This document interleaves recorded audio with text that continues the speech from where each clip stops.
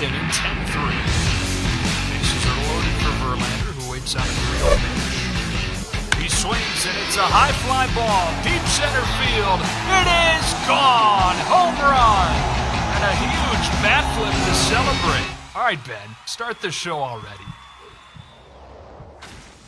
What's up, everybody? Welcome into this Flippin Bats Now post-game show live from Miami, where the Mexico-Puerto Rico game just wrapped up. Alex and I have made it to Miami. The game was nuts. The atmosphere is nuts. And they even turned the building right behind us. They put it green for the Mexico win. Maybe it's for St. Patrick's Day. But I'm saying Miami's in tune with the WBC, and they did it because Mexico won. What a game, Alex. What a World Baseball Classic this has been. Oh, man, the energy here is great. You've never been to Miami, No. And now you're here living it up. I mean, this tournament is giving us everything and more that we needed. Puerto Rico came out with an aggressive lead there in the first inning. They had the lead until the seventh inning, and then Mexico came back with a huge 5-4 win, bases loaded, no outs in the seventh inning to take the lead. And then the game ends with Puerto Rico on a called strike 3, and Mexico is moving on to the semifinals. Man, you're right. It was such a good game, back and forth. We'll dive into all of it. That seventh inning, as you mentioned, was crazy. Started the game off early. My player of the game, I was feeling real good about it. Was Javi Baez. Hits a huge 2-run homer early. Game's 3-0. They tack on another. It's starting to get out of hand. Somebody even mentioned, is there going to be a mercy rule in this game? That was me. Then that seventh inning comes along, and that's where all the damage was done for Mexico. Most of it. Mexico loads the bases with nobody out. Then 2 outs go by without a run scoring. It's 4-2, bases loaded, 2 outs. And then Isaac Paredes with a huge knock, Luis Urias with a huge knock. Next thing you know, it's 5-4. Mexico does not look back. It gets close there in that ninth inning, but they pull off a 5-4 victory against Puerto Rico. What a game. Puerto Rico came out fast against Julio Urias quickly, but they end up fighting back, ending up winning this game. And now the entire city of Miami is wearing green for Mexico. It's really cool to see that, I think. It's actually the perfect day for Mexico to win a big game and move on to the semifinals. But both these teams really had moments in this game where you could see, okay, maybe they're going to take it. Starting with Puerto Rico, with how aggressive they were right out of the gates. I mean, they scored all of their runs in that first inning and held on. I mean, Mexico had another chance, their first chance in the fifth inning with bases loaded, only got 1 run out of it. And you thought to yourself, okay, maybe this is Puerto Rico's game. But then in that seventh inning, bases loaded again, no outs. Mexico found a way to come back, take the lead, and really held on for this game. You know, Alex, it was really, it was a great baseball game. The one tough thing is that the damage was done in that seventh inning off of Alexis Diaz, who we saw the other night when Edwin Diaz went down. Yeah. Alexis is his brother, and he's also on the team, a really good pitcher himself with the Reds, and was moved to tears. He was bawling on the field, obviously, after the injury, and this is his first time pitching in the tournament since that, and he ends up getting in trouble, bases loaded, nobody out. He comes out, and it looks like they're going to get out of it, but they don't. So that was tough to see, but I'm just blown away by this tournament. Yeah. The emotions on every side, the stands, the fans. Man, this has been an incredible tournament. The growth for baseball, we can't talk enough. We're in Miami, obviously, where the finals and the semis and some of the quarters are being played, but still, the talk around the town. I was getting lunch, Alex, at a sports bar with March Madness on TV, and half of the bar around me was talking about the World Baseball Classic. Yeah. And the games and what games they're going to and what games they've missed. And this tournament is doing wonders for the game of baseball. And to talk about that, to really push it after everything that happened with Edwin Diaz, to really push how good this has been for baseball, though. And then for this game to happen in the first quarterfinal game here in Miami, man, I was blown away the whole time. Well, this tournament is making history right now. This is kind of the moment where you see that jump to where the world is on notice of the World Baseball Classic. I mean, I think they hit a new 1 million people in attendance just in pool play for the World Baseball Classic, which was leaps and bounds than the last tournament that they had. The attendance record was set in pool play. Yeah. Over 1 million people. Now, that's a new record, but that doesn't do it justice saying it's a new record. Up 98% from the previous record. In 2017, just over 500,000 people went to pool play. Now, over 1 million. Truly awesome to see that. A bunch of records. I tweeted this earlier. Records after record after record has been shattered in this tournament. The average attendance for every game, new record. Pool B in the Tokyo Dome broke records for the most fans of any round in the history of the tournament. Pool D set the record for the most attended WBC round ever in the USA, drawing 296,000. And that Mexico versus United States game in Pool C on March 12th drew 47,534 people, which is a World Baseball Classic first round record. This tournament and the game of baseball are just going straight up on an upward trajectory, and it's so cool to see. Mexico wins this one, and Alex, it does not get easier for them. They advance to play Team Japan in the semifinals. And this is honestly going to be Team Japan's biggest test yet, because we've seen a Team Mexico exceed all of our expectations. I mean, they blew USA out of the water, but now they're going to go up against Roki Sasaki. They have Shohei Ohtani. He's not pitching anymore, but he has been swinging the bat amazingly. So it's going to be a tough battle for both Mexico and Team Japan in the semifinal. So Shohei right now is swinging the bat super well. The entire lineup is. Roki Sasaki will be on the mound for the first time since pool play, obviously. Throws 102.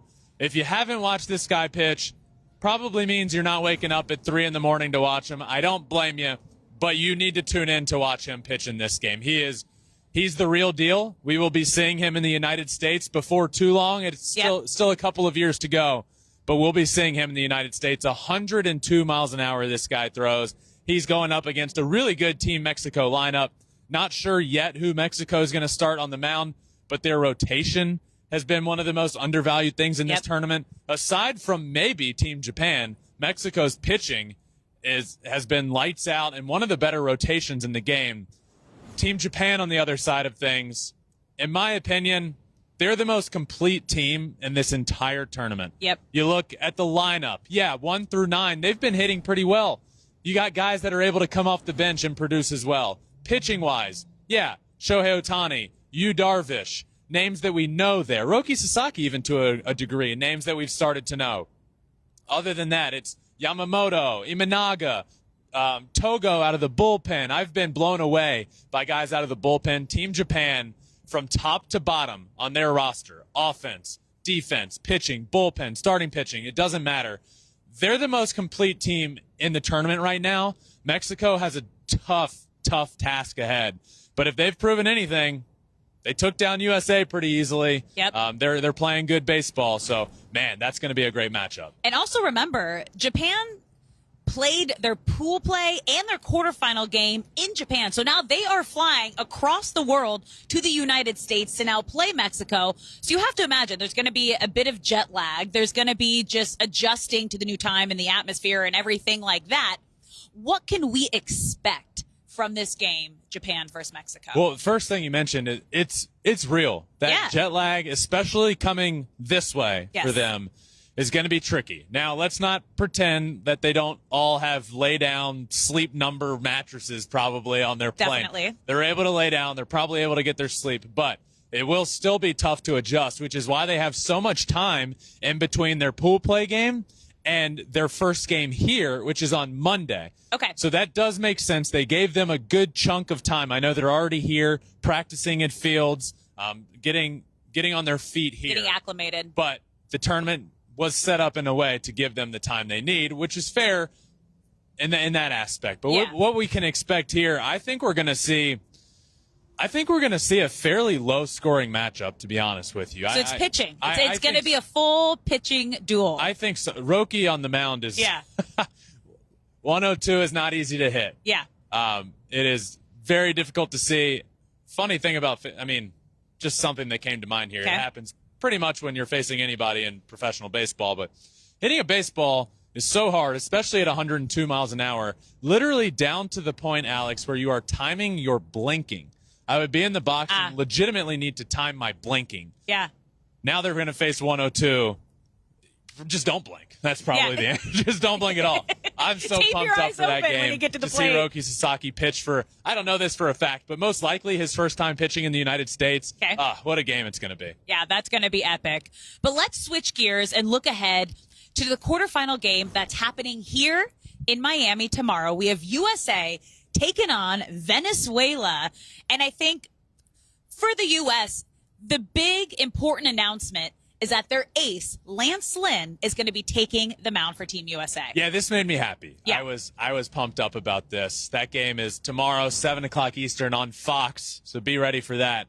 Yeah, that's the big thing for me. You know, you look at the Team USA lineup and look, you know what? If they lose this tournament because they couldn't get hot at the plate, then so be it. The lineup is the best we could put out there.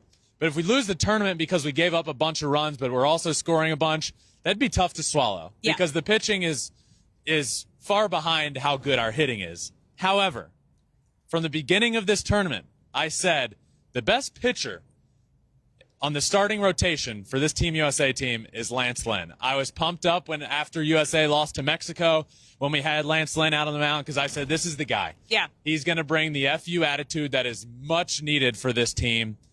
And I was thinking, Alex, I don't know about you, I was thinking for this game that we'd see Adam Wainwright again, but they just right on past him, back to Lance Lynn in the rotation, and I'm excited about it because we're coming off a game where he was pretty dominant. We saw him go 5 innings, strike out 6 guys, only give up a hit. He was nasty, and he's back out there. I'm excited for that. He set the tone early, and they're facing a Venezuela team that beat the Dominican Republic, Puerto Rico, finished first in the pool of death, which we knew was going to be the toughest division, the toughest pool play in this tournament. So you got to give them your best shot. You got to put your best pitcher on the mound against a team arguably had one of the better pool plays here in the States. The one thing I'm excited about is to see the USA come over here. I think the USA mentality shift, I think this is where we see it. The thing to say about this tournament is it's treated like playoffs. It's like a playoff atmosphere. It's like a World Series atmosphere. I don't know about you. I haven't been feeling that from the United States. Oh, no, not at all. Especially the first couple of games. Changed a little bit, but that almost just kind of felt like these are games we need to get after now. It hasn't ever quite felt like the playoffs. I think we see that now. I think they kind of treated the Arizona pool as this is a pool play event. They were just going to skate on through and be just fine. Kind of got punched in the mouth there by Mexico. A little, you think? Yes. And then they kind of turned it on. To me, they treated Pool C almost like a regular season. Yeah. Now they advance. They move on to Miami. I'm really expecting them to change their attitude, to change their mindset. This is going to be pretty cool seeing this. Okay, so USA will win and beat Venezuela if...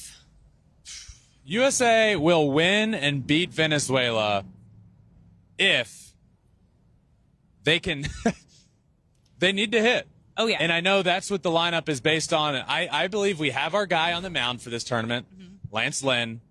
I think we can win if we put up enough runs. I haven't seen who the starter is yet. Probably either Martin Perez or Pablo Lopez, both really good major league pitchers.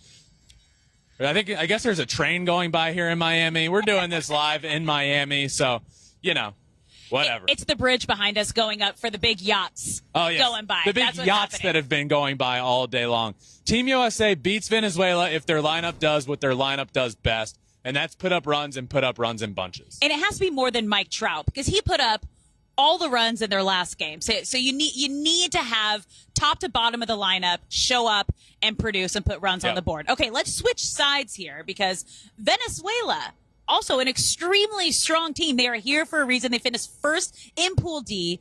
Venezuela will win if. Venezuela will win if they execute a well thought out game plan against Lance Lynn. Okay. Now, what I mean by that is it's no secret Team USA's pitching is their weakness, right? However, you were tasked with going up against the best pitcher in that starting rotation. Last game we saw Lance Lynn pitch, he went 5 innings. Now the pitch count is extended to 80, 85 pitches, so he could go, theoretically, 5, 6 innings again. Okay. And at that point, if you're Venezuela, you're in trouble. If Lance Lynn goes 5 or 6 innings, you're in trouble because Team USA's bullpen is definitely the strength of the pitching with Devin Williams and Ryan Presley back there, David Bednar back there as well. Really good guys out of the pen. So what you need to do, come up with a good game plan. I don't know what it's going to be. Is it going to be attack Lance Lynn early, try and put hard contact and play very quickly and hit him, get him out of the game? Or is your game plan going to be work the count, foul off balls, work him deep into a count, put pitches in him so he comes up to that 80 pitch mark in the 4th as opposed to the 6th? I don't know the game plan. We'll see what it is. I believe we will see it by the 1st inning. Mm-hmm. Are they coming out swinging? Is their plan to knock him out early? Or is their plan to get pitches in him and get him out? One way or the other, whatever the game plan is, you need to execute it, and that's how you beat the United States. So for the U.S., basically, bats need to show up and hit, and Lance Lynn needs to throw the game of his life. It's exactly what it is. And Lance Lynn is the man for the job. Is. This guy was meant to wrap himself around the American flag and take some badass pictures that look great. Love it. And go out on the mound and shove and cuss out a couple people that haven't really done anything to him, but that's just how he pitches. Yeah, I'm excited to watch him tomorrow. All right, well, let's reminisce on some incredible moments that we've seen from Team USA and Team Venezuela in pool play, starting with number 5. We were just talking about him. It was Lance Lynn's outing against Canada. Yeah, so number 5, top 5 moments that we've seen from USA and Venezuela so far. Number 5, Lance Lynn's outing against Canada. Not only was the outing great, 5 innings, 2 hits, 1 earned run, 6 Ks, great outing. Aside from that, what it meant to the team. Losing to Mexico, then having to come out, and guess what? If you lose, you're going home. Yeah. Having Lance Lynn go out with that performance was one of the top moments for me. Number 4, Team USA putting up 9 runs in the 1st inning against Canada. Kind of the same game. Yep. Same moment. You needed everybody to show up, and that was the game that USA showed up. Team USA scored 9 runs in the 1st inning of the game. It started very quickly. Mike Trout, Mookie Betts starting things off hot. And the cool thing about this is it was my pump-up speech that I think got the guys going.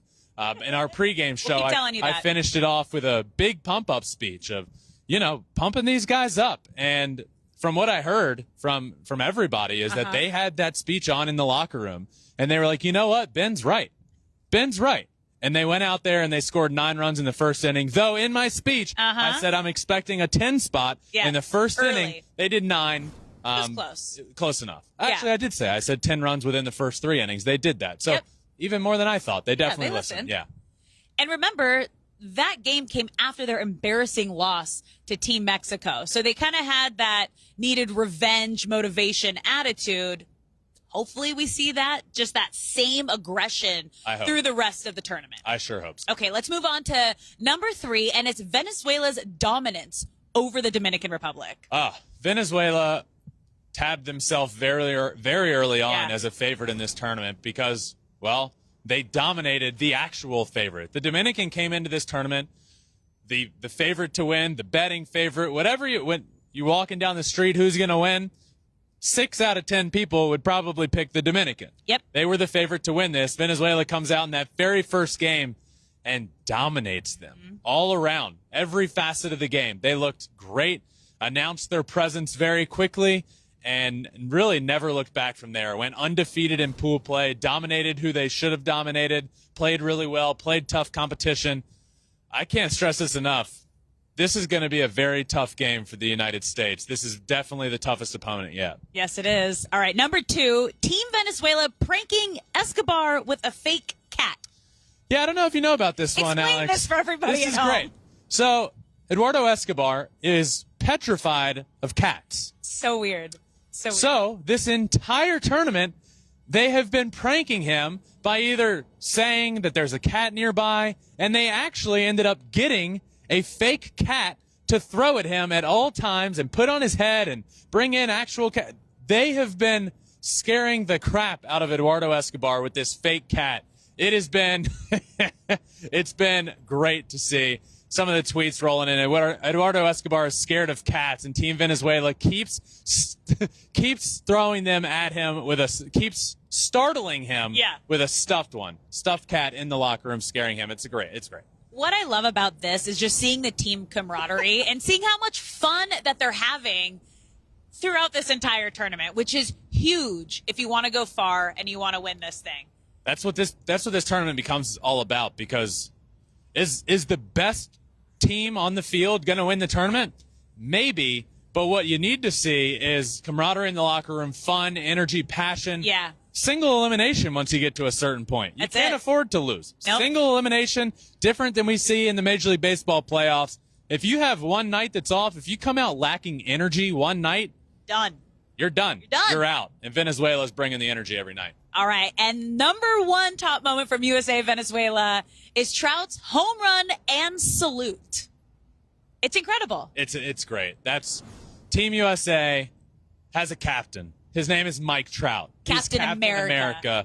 And when Team USA got their backs against the wall, somebody needed to step up, and it was Mike Trout against Team Canada, hitting his first home run in this tournament, rounding the bases, getting to home plate, stopping, saluting to the crowd, saluting to his team, wearing the red, white, and blue. He talked after the game about how the most fun he has ever had on a baseball field is rocking the red, white, and blue for Team USA and doing that salute around the bases to his teammates. You could feel it. You could see it. One of the greatest baseball players of all time is having a blast wearing his country's colors, and that's number one for me. Team USA needed it. Captain America needed it.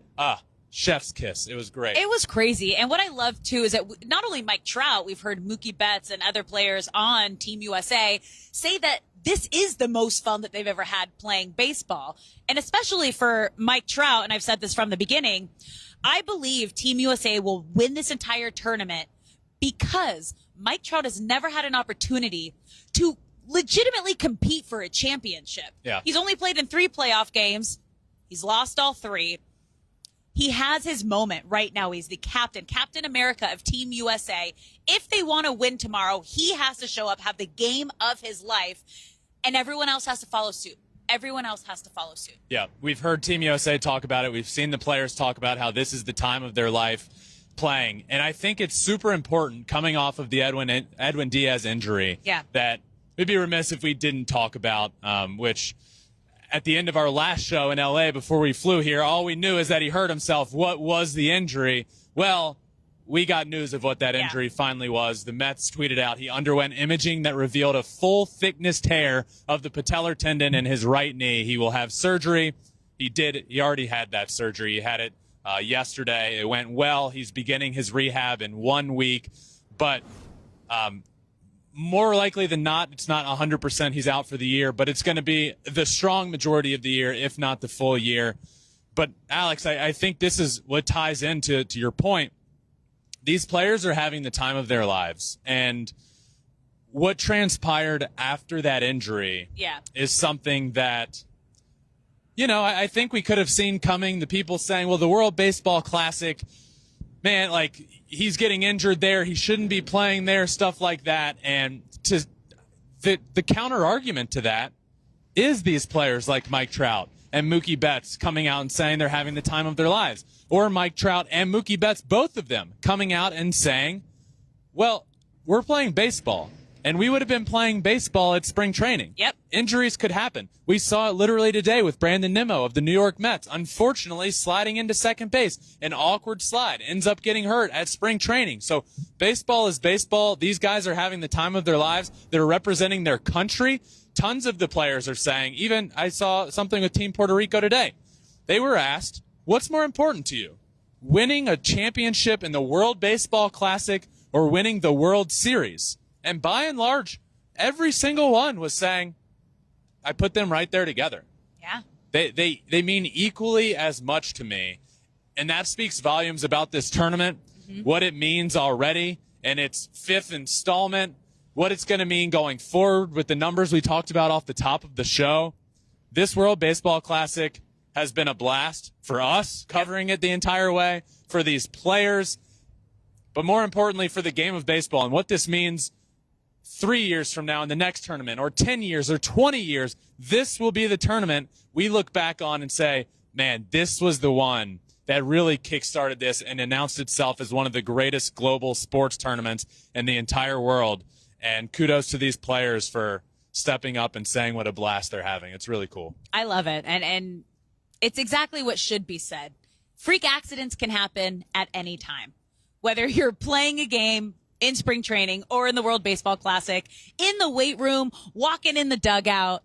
Yeah. So bottom line is, we're having a great time. The world and fans are having an incredible time watching this. The players are having the time of their lives. We're having an incredible time, and I can't wait for USA against Venezuela tomorrow. Alex, tomorrow night, that happens. The World Baseball Classic. You just mentioned the amount of people around the world watching. 48% of households in Japan watched their quarterfinal performance against Italy. 61% of TVs in Puerto Rico were watching their last game against the Dominican.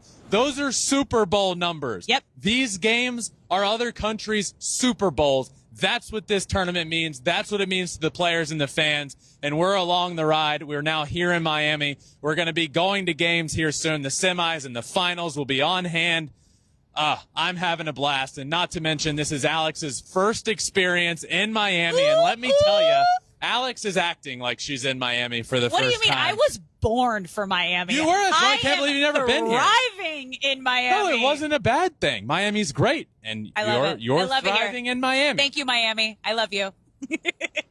We will be back every single day for the remainder of this tournament, including tomorrow when Team USA takes the field for the first time in Miami at 7 o'clock Eastern on Fox. Lance Lynn on the mound for Team USA. It's going to be a blast. Alex and I will be live about 30 minutes before that game starts, then live again post-game.